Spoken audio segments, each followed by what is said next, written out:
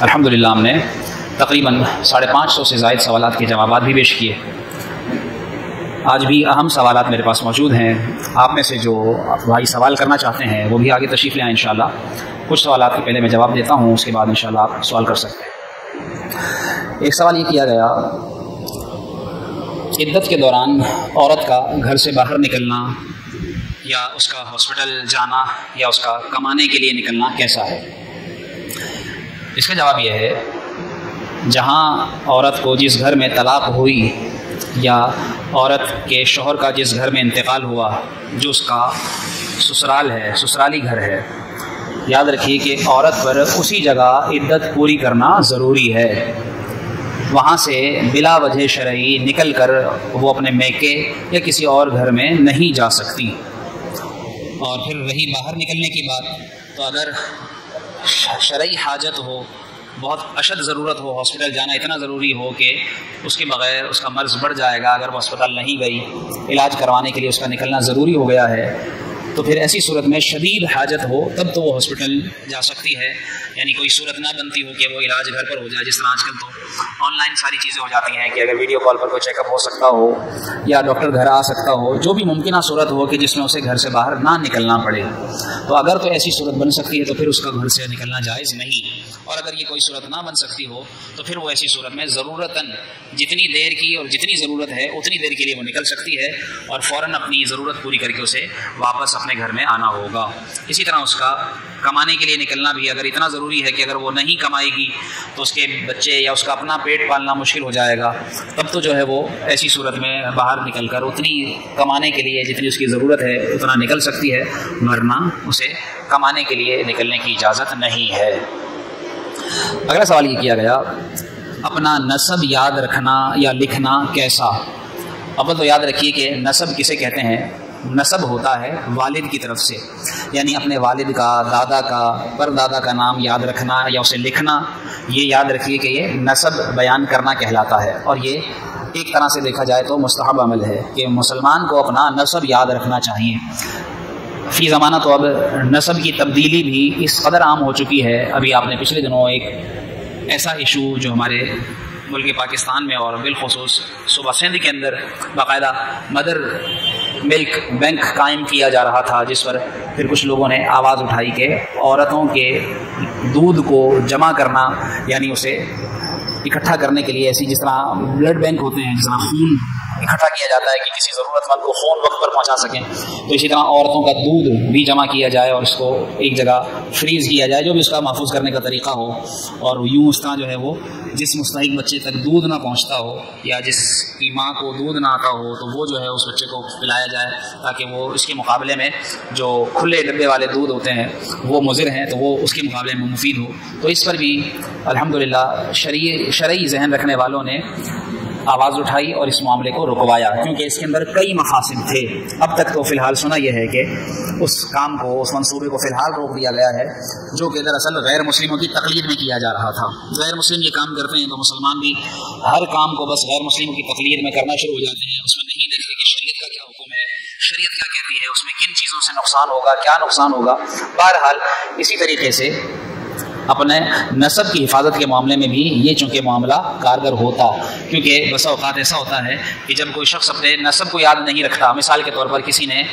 اپنا بچہ کسی کو دے دیا اور جس کو دیا اس نے اس بچے کو اس کے والد کا نام نہیں بتایا. جب بھی اس بچے نے پوچھا کہ تمہارے والد کی، میرے والد کا نام کیا ہے، تو وہ اس کو اصلی والد کا نام بتانے کی بجائے اپنا نام بتائے گا،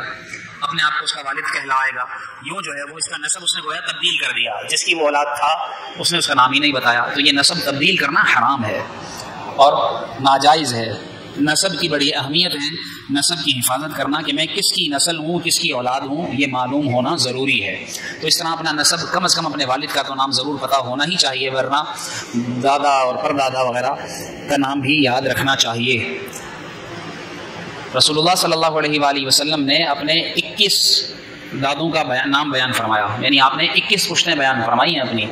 تو یہ ایک ضروری امر ہے، اس اعتبار سے بھی غور کرنا چاہیے، اس پر دھیان رکھنا چاہیے کہ نسب یاد رکھا جائے. اگر کوئی لکھتا ہے تو لکھنا اچھی بات ہے، کوئی منع نہیں، یاد بھی رکھنا چاہیے، اور کہیں لکھنے کا موقع ہو، ضرورت ہو، ضروری ہو تو لکھے بھی، اپنے باپ دادا کا نام لکھے تاکہ اس کا نسب اسی طرح چلتا رہے. اسی کو شجرہ بیان کرنا کہتے ہیں کہ اگر کوئی اپنا شجرہ بیان کرتا ہے تو اپنا شجرہ یوں یاد رکھے کہ میں کس نسل سے ہوں اور اس طرح میری آبا و اجداد میں کون کون لوگ شامل ہیں. ایک اور سوال یہ کیا گیا، بلند آواز سے قرآن خوانی کرنا کیسا؟ فی زمانہ ہوتا یہ ہے کہ اگر کسی کے ہاں انتقال ہو جائے یا ویسے ہی قرآن خوانی کا اہتمام کیا جائے تو پھر چند لوگ جمع ہو کر جب قرآن پڑھتے ہیں تو وہ بلند آواز سے پڑھنا شروع کرتے ہیں. لائن سے 4 6 8 10 15 لوگ بیٹھے ہوتے ہیں تو وہ ہر ایک اتنی آواز سے پڑھ رہا ہوتا ہے کہ وہ پھر آوازیں گھل مل جاتی ہیں اور اس طرح کسی کا قرآن کسی کو سمجھ نہیں آتا. یاد رکھیے کہ اس طرح قرآن پڑھنا کہ کوئی سننے والا نہ ہو تو پھر یوں بلند آواز سے قرآن پڑھنا ناجائز ہے، گناہ ہے. یاد رکھیے، کیونکہ اس طرح قرآن کی بے ادبی ہے کہ اسے پڑھا جا رہا ہے لیکن اسے سنا نہیں جا رہا. تو اسے صرف اتنی آواز سے پڑھیں قرآن خوانی میں، اجتماعی قرآن خوانی جب ہو کہ صرف اپنے کان سن لیں، دوسرے تک آواز نہ جائے.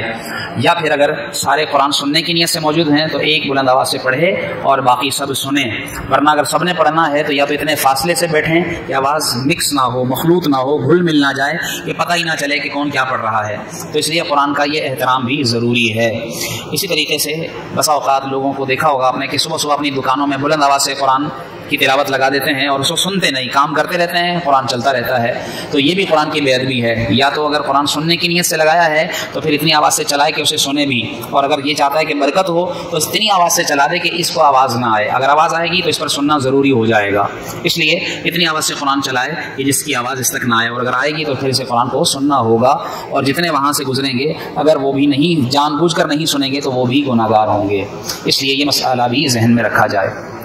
ایک اور سوال یہ کیا گیا، حضرت علی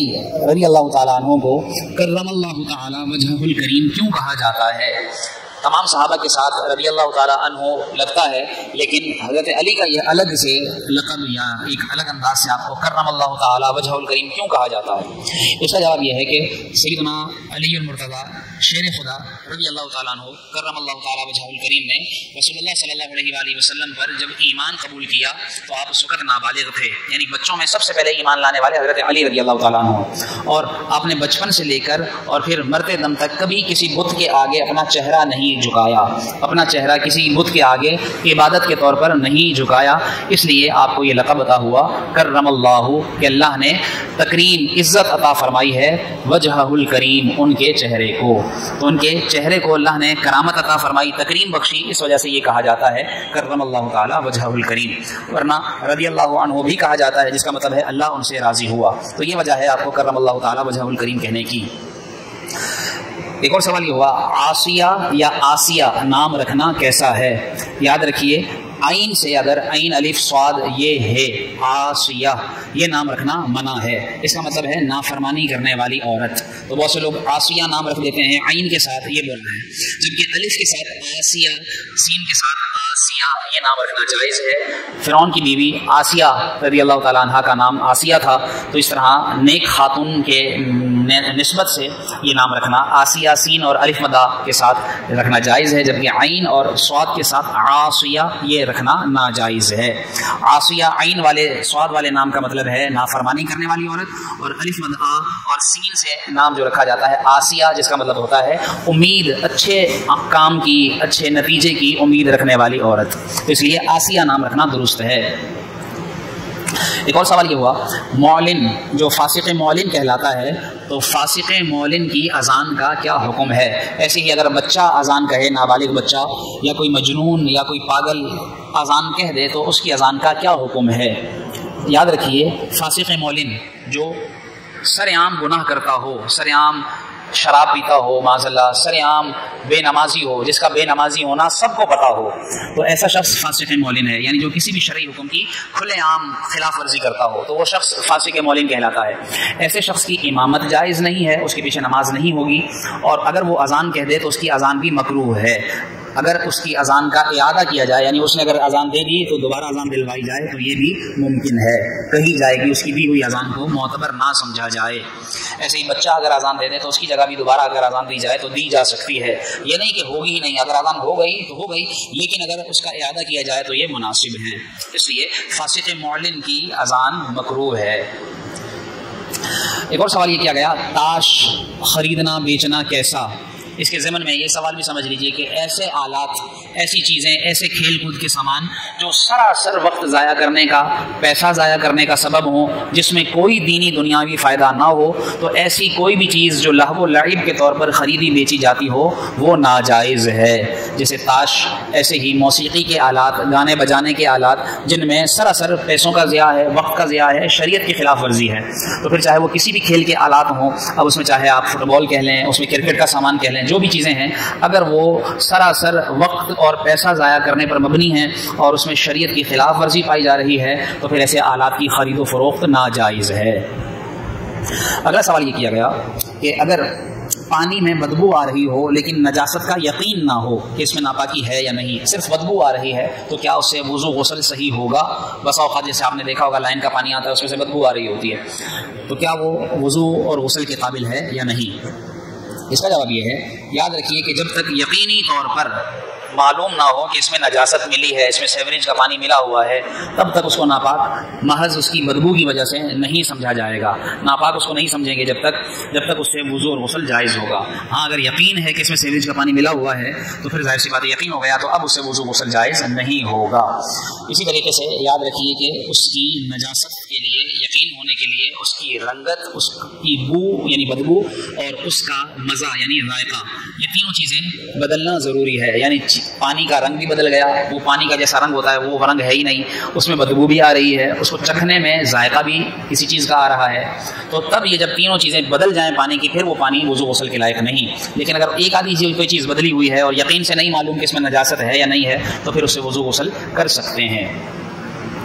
ایک اور سوال یہ کیا گیا، جلالہ کسے کہتے ہیں؟ اس کا جواب یہ ہے، جلالہ دراصل ایسے جانور کو کہا جاتا ہے جو نجاست کھانا شروع کر دے. جیسے بکرے کو آپ نے دیکھا ہوگا کہ اگر اسے خسی نہ کیا جائے تو وہ اپنا پیشاب پینا شروع کر دیتا ہے. ایسے ہی بعض بکریاں، گائے وغیرہ وہ بھی غلیظ چیزیں کھانا شروع کر دیتی ہیں، یعنی کوئی بھی ناپاک بھی چیز ان کے سامنے آئے تو وہ کھا لیں گی، جس سے ان کے گوشت میں بدبو پیدا ہو جاتی ہے. تو اگر ایسا ہے کہ وہ اتنی نجاست کھاتی ہیں کہ جس طرح لوگوں کو پتہ ہوتا ہے کہ جو جانور خسی نہیں ہے اس کو ذبح کیا جائے تو باقاعدہ اس کے گوشت میں بدبو آتی ہے، تو ایسے جانور کی قربانی بھی ناجائز ہے، اس کی قربانی بھی نہیں ہوگی. بہت سے لوگ جو ہے وہ قربانی کر لیتے ہیں اس طرح بغیر خسی جانور کے جو باقاعدہ پیشاب پیتا ہے، تو اس کے بارے میں حکم یہ ہے کہ اس کو کئی دن تک باندھ کر رکھا جائے، جب پتہ چل جائے کہ اب اس کے جسم سے گوشت سے بدبو ختم ہو گئی ہوگی پھر اس کی قربانی کی جائے. ورنہ اگر اس کے گوشت سے بدبو آتی ہو تو پھر اس کا گوشت کھانا بھی مکروہ ہے، نہیں کھانا چاہیے، بچنا چاہیے. بہتر یہ ہے کہ نہ کھائیں. اگر کوئی کھا لے گا تو اس کے اوپر حرام کا حکم نہیں لگے گا. بہرحال یہ جو جلالہ جانور اسی کو کہتے ہیں کہ جو غلیظ چیزیں جانور کھانے لگ جائے. جیسے میں نے مثال دی کہ بغیر خسی کیا ہوا جانور جو پیشاب پینے لگتا ہے تو پھر ایسے جانور کی قربانی جائز نہیں ہے. اسی جانور کو جو غلاظت کھاتا ہو، غلاظت سے مراد ناپاک چیزیں کھاتا ہو، تو ایسا جانور جلالہ کہلاتا ہے. ایک اور سوال یہ کیا گیا کہ اگر کھانے میں مکھیاں یا چونٹیاں گر گئی ہوں تو پھر ایسا کھانا کیسا، کیا اس کو کھا سکتے ہیں یا نہیں؟ اسی طریقے سے جو دودھ کی دکانیں ہوتی ہیں، چونکہ میرا تعلق بھینس کالونی سے زیادہ رہا تو بہت سے میں نے وہاں اپنی آنکھوں سے دیکھا ہے جب والے دودھ چو رہے ہوتے ہیں، یعنی دودھ دھو رہے ہوتے ہیں، بھینسوں کا نکال رہے ہوتے ہیں، تو باقاعدہ اتنے بڑے بڑے ٹب جو منوں کے حساب سے رکھے ہوئے ہوتے ہیں اور ان کے اندر وہ دودھ جمع کر رہے ہوتے ہیں. تو مکھیاں اگر میں آپ کو بتاؤں کہ یوں بھر کر ہاتھ نکالی جائیں تو وہ بھی شاید کم ہو، اتنی مکھیاں جو ہے وہ نکالی جاتی ہیں. تو چونکہ وہ کپڑے سے چھان کر دودھ جو ہے وہ پھر بالٹیوں میں یا جو ٹینکیاں دودھ کی ہوتی ہیں ان میں بھرا جاتا ہے اور ہمارے پاس صاف ستھرا دودھ پہنچتا ہے اور ہم اس کو سمجھتے ہیں صاف ستھرا. بہرحال اب اس کو میں یہ تو نہیں کہوں گا کہ وہ ناپاک ہو گیا، اور اتنی صفائی کا خیال تو آج کل گھروں میں نہیں رکھا جاتا، پھر باہر کا تو حال ہی کیا ہے، برف کے اوپر پاؤں رکھ دیں گے، ٹھیک ہے. اسی طرح جو کھانے پینے کی چیزیں ہوں گی ان کے اوپر بیٹھ جائیں گے. قربانی ہوتی ہے، لوگ دیکھتے ہیں غلاظت بھی نکل رہی ہوتی ہے، گوشت پر وہ لگ رہی ہوتی ہے اور وہ جو ہے گھروں کے اندر گوشت پہنچتا ہے. تو میں بہرحال صفائی کے اوپر کلام یہاں پر کیا کروں، ہر ایک سمجھدار ہے کہ اس کو کتنی صفائی کا خیال رکھنا چاہیے. تو باہر سے جو چیزیں آتی ہیں، باہر کی چیزوں کا گندے ہاتھ جو نہیں دھوئے جاتے، بسا اوقات استنجا کے بعد بھی لوگ ہاتھ نہیں دھوتے، اور بہت سارے معاملات اس اعتبار سے ہمارے ہاں صفائی کے اعتبار سے ڈسٹرب ہیں کہ جس کی وجہ سے بیماریاں بھی عام ہیں. بہرحال اگر اس طرح اس کھانے کے اندر یا دودھ کے اندر یا کسی بھی کھانے پینے کی چیز کے اندر، حتیٰ کہ خشک اور تر پھل یا میوے، ان کے اندر بھی اگر کیڑے نکلتے ہیں، جیسے میں نے مثال دی مکھیوں کی اور مچھروں کی یا چیونٹیوں کی، تو اگر وہ صرف گرے ہیں تو ان کو نکال دیا جائے، اس کے اگر اعضاء اس میں نہیں ملے پھر تو وہ چیزیں کھائی جا سکتی ہیں۔ لیکن اگر وہ اتنے اس کے اندر بڑے بڑے گل سڑ کر پھٹ گئے ہیں، ان کے جسم، ان کے اعضاء اس میں مل گئے ہیں، کھانے کے اندر مکس ہو گئے ہیں، تو پھر وہ کھانا جائز نہیں ہے، کیونکہ وہ کیڑا جن کے اندر بہتا ہوا خون نہیں ہوتا، جیسے مکھی کے اندر بہتا خون نہیں نکلتا، مچھر میں خون بہتا نہیں ہے، یعنی اگر مچھر مار بھی دیں گے تو ایسا نہیں کہ خون ٹپ ٹپ گرنے لگے گا، وہ بہتا نہیں ہے۔ اسی طرح چونٹیوں کے اندر، جن چیزوں کے اندر خون بہتا نہیں ہے، تو وہ اگر مر جائیں اور کھانے میں گر جائیں تو ان کے پاک ہونے کا حکم ہے کہ وہ کھانا پاک ہے۔ لیکن اگر ان کے اعضاء پھٹ گئے، ان کا یعنی کہ کچومر نکل گیا جس کو کہہ لیں، کہ اس کے اندر جو بھی گری چیزیں وہ ساری چیزیں پیس دی گئی معاذ اللہ، اور اس طرح کی چیزیں پھر اگر کسی کھانے میں ہیں، کسی دودھ میں یا مشروب میں، کسی پانے میں یا کسی پھل میں، کسی میوے میں ہے اور وہ مسل دی گئی ہیں اس کے اندر، تو پھر ایسا کھانا جائز نہیں ہے، وہ مردار ہیں، اور مردار اگرچہ اپنے حکم کے اعتبار سے پاک بھی ہے لیکن کھانا بہرحال اس کا حرام ہے، اس کو کھا نہیں سکتے، تو یہ بات بھی ذہن میں رکھی جائے۔ ایک اور سوال یہ کیا گیا کہ اگر کسی کی قبر پرانی ہو گئی ہے، جیسے مجھ سے کسی نے ایک سوال بھی کیا کہ بھائی ہمارے دادا کی قبر تھی، اب وہ پرانی ہو گئی، اب اس میں جو ہے وہ ہم اپنے کسی اور عزیز کو دفنانا چاہتے ہیں، تو کیا کسی قبر میں کسی اور کو دفنا سکتے ہیں جو قبر جس کے آثار ختم ہو گئے ہیں، نشان ختم ہو گئے ہیں، وہ قبر گر گئی ہے، جو بھی ہے، تو کیا کسی اور کی قبر میں، ایک قبر کے اندر دوسرے بندے کو دفنا سکتے ہیں یا نہیں؟ یاد رکھیے کہ اگر کسی اور جگہ قبر نہیں مل رہی، کوئی ممکنہ صورت بن ہی نہیں رہی، پھر تو ظاہر ہے ایک قبر کو کھود کر پھر اس کے اندر دوسرے مردے کو دفنانا جائز ہے۔ لیکن اگر کسی اور جگہ قبر مل سکتی ہے تو پھر یاد رکھیے کہ کسی اور قبر میں کسی دوسرے مردے کو دفنانا ناجائز ہے، اور کسی کی قبر کو کھولنا، چاہے وہ پانی بارش کی وجہ سے گر چکی ہو، منہدم ہو گئی ہو، پرانی ہو گئی ہو، پھر بھی کسی کی قبر کھولنا جائز نہیں ہے۔ حرمت مومن، حرمت مسلم باقی ہے، اس کی قبر کا بھی احترام ہے، اگر وہ گر رہی ہے تو اس کو درست کر دینے کا حکم ہے، اس کو کھود کر اس کے اندر جھانکنا یا اس کے اندر کسی اور مردار کو، کسی اور مردے کو، کسی اور میت کو دفنانا جائز نہیں ہے۔ ایک اور آخری سوال یہ کیا گیا کہ اگر فرض کے دوران، فرض نماز میں سورہ فاتحہ اور سورت کے درمیان اتنا فاصلہ ہو جائے جو 3 سبحان اللہ کی مقدار فرق آ جائے، جیسے امام نے سورہ فاتحہ تلاوت کی، اب اگلی سورت پڑھنی تھی، وہ چپ ہو گیا اور اتنا دیر چپ رہا کہ سبحان اللہ سبحان اللہ سبحان اللہ، تقریباً یہ 2-2.5 سیکنڈ کا فرق بن جاتا ہے۔ اتنا اگر فاصلہ آ گیا اور بھول کر ایسا ہوا، جان بوجھ کر ایسا کیا، پھر تو نماز فاسد۔ اگر بھولے سے ایسا ہو گیا، جیسے وہ سورت پڑھنے کے لیے سوچ رہا تھا، اتنی دیر میں 2-3 سیکنڈ گزر گئے، تو پھر یاد رکھیے سجدہ سہو لازم ہو جائے گا، چاہے امام ہو یا مقتدی ہو یعنی منفرد ہو۔ انفرادی طور پر اگر کوئی نماز پڑھ رہا ہو تو اس کے لیے بھی یہی حکم ہے۔ تو اس لیے 2 فرضوں میں یا 2 واجب میں یا 1 فرض اور 1 واجب کے درمیان 3 سبحان اللہ کی مقدار کے برابر فاصلہ نہیں ہونا چاہیے۔ فوراً ایک فرض پورا کرنے کے بعد اگلا فرض شروع کرنا ہے، جیسے قیام کیا، قرات کر لی، سورت بھی پڑھ لی، اب رکوع میں جانا ہے لیکن اب کسی اور خیال میں گم تھا، تاخیر ہو گئی، اتنی دیر بعد رکوع کیا تو اب اس کو سجدہ صاف کرنا ہوگا۔ تو اس طرح ہر 2 فرضوں، 2 واجب یا 1 فرض اور 1 واجب میں 3 سبحان اللہ کی مقدار سے کم فاصلہ ہو تو ٹھیک، اگر زیادہ فاصلہ ہو گیا تو پھر سجدہ صاحب لازم ہوگا۔ امید ہے یہ باتیں آپ کے علم میں اضافے کا سبب بنی ہوگی، سوال ہوگا سوال کر لیجیے۔ اگر کسی نے فرض کی 1 رکعت میں یا دوسری رکعت میں یا کسی بھی رکعت میں سورہ فاتحہ پڑھنے کے بعد، چونکہ اس کو سورت پڑھنی تھی پہلی یا دوسری رکعت میں، لیکن وہ پہلی رکعت اس نے صحیح پڑھ لی، دوسری سورت رکعت پڑھتے ہوئے سورہ فاتحہ پڑھنے کے بعد اس کے ذہن میں یہ ہوتا ہے کہ بھائی کیا پتہ میں تیسری چوتھی رکعت میں ہو یا جلدی میں بھول کے وہ سورت پڑھے بغیر ڈائریکٹ رکوع میں چلا گیا، تو وہ رکوع سے واپس نہیں آئے گا، چونکہ سورت ملانا واجب تھا، اس نے واجب پورا نہیں کیا، واجب بھول کر رہ گیا، تو آخر میں سجدہ صاحب کرے گا، نماز